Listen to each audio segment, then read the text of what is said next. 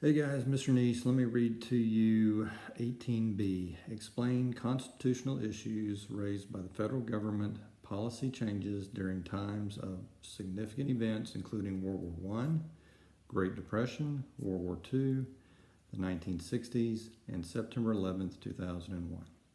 Now, those are significant events, and as I'll go through them, we'll discuss where the Constitution and the amendments to the Constitution are kind of getting a little set to the side.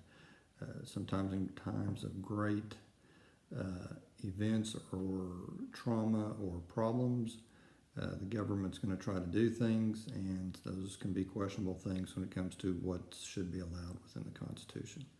So the first one, World War I, we get the Espionage Act.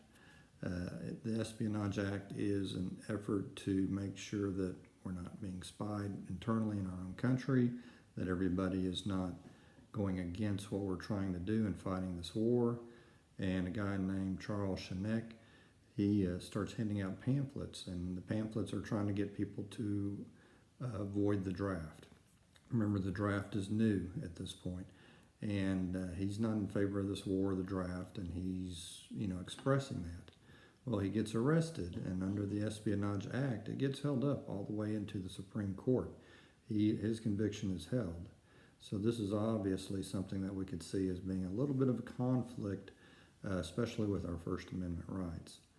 The Great Depression, we got a couple of things going here. We've got Franklin Roosevelt placing a lot of policies and programs out there where the government has reached out to try to help people get jobs or feed them, and these programs are a lot more intrusive than what we're used to. We're not used to a government that is getting this involved in our lives, so there's some pushback.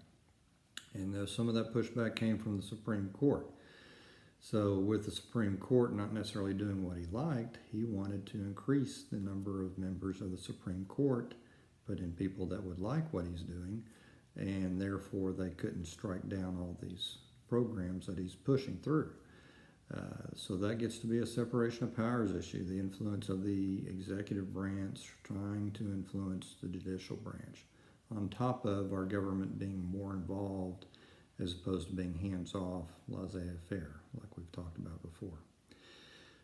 Second World War, we've got Japanese internment camps. So Japanese internment camps, we have Pearl Harbor, attack from Japan.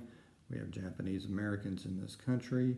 They are American citizens, but we're rounding them up and we're placing them in camps because of the fear of espionage or spying or something subversive because they're from Japan and we're at war with Japan. So taking Americans, sticking them in camps, obviously there's some constitutional issues with that as well. 1960s, we have the Gulf of Tonkin resolution that gave President Johnson broad powers in his involvement in Vietnam and what we did. So what's going to come out of that is a War Powers Act, where the War Powers Act is going to restrict what the president can do. He can still take an action, but he's got so many days to get approval from Congress or pull back.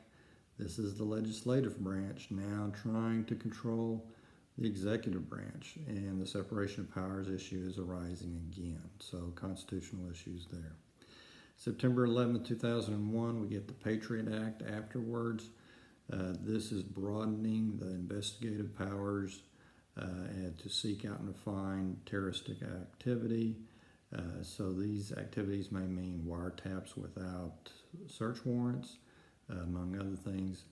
And with that, now we're talking about a government that is basically spying on us more or watching on us more, looking for things that can be harmful to us. So again, the question of what the government's right is to come into us or even due process, the right for due process is being questioned under this very significant event in which the government is trying to counterattack terroristic activities domestically, meaning in this country, and abroad, outside the country. So hopefully that helps you with SE 18B.